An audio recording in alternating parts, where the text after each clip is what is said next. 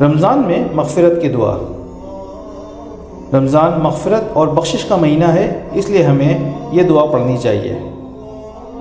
ترجمہ: اے ہمارے رب، ہمارے گناہوں کو بخش دے، ہمارے معاملات میں جو زیادتیاں ہوئی ہیں ان کو معاف فرما، ہمیں ثابت قدم رکھ اور ہمیں کافروں پر غلبہ عطا فرما۔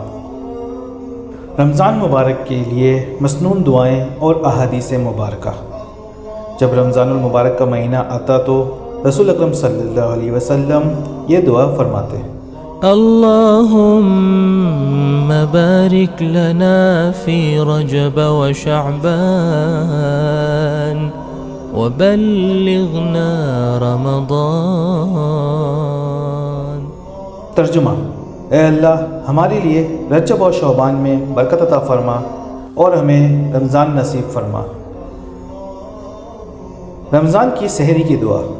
نبی کریم صلی اللہ علیہ وسلم نے فرمایا: السحور أكله بركة فلا تدعوه ولو أن يجرع أحدكم جرعة من ماء۔ ترجمہ: سحری میں برکت ہے، اسے نہ چھوڑو، اگر کچھ نہ ملے تو پانی کا ایک گھونٹ ہی پی لو۔ رمضان میں لیلۃ القدر کی دعا۔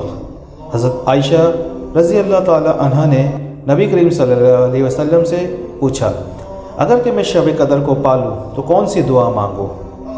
تو رسول اکرم صلی اللہ علیہ وسلم نے ارشاد فرمایا: اللہم انکا عفو تحب العفو فاعف عنی۔ ترجمہ: اے اللہ، تو بہت معاف کرنے والا ہے، معافی کو پسند کرتا ہے، بس مجھے معاف کر دے۔ رمضان کے آخری عشرے کی دعا۔ رمضان المبارک کے آخری عشرے میں یہ دعا پڑھیں: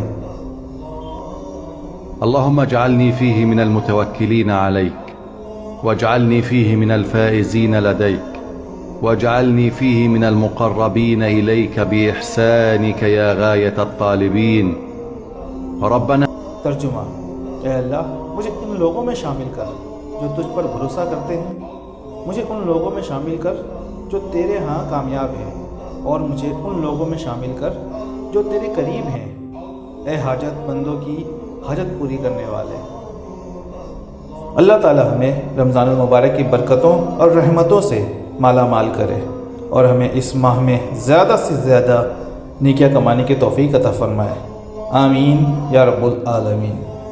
رسول اکرم صلی اللہ علیہ وسلم نے ارشاد فرمایا: اللہ تعالیٰ اس شخص کو خوش خرم رکھے جو میری حدیث سنے، اسے یاد رکھے اور یوں کہ تو دوسرے مسلمانوں تک پہنچائے۔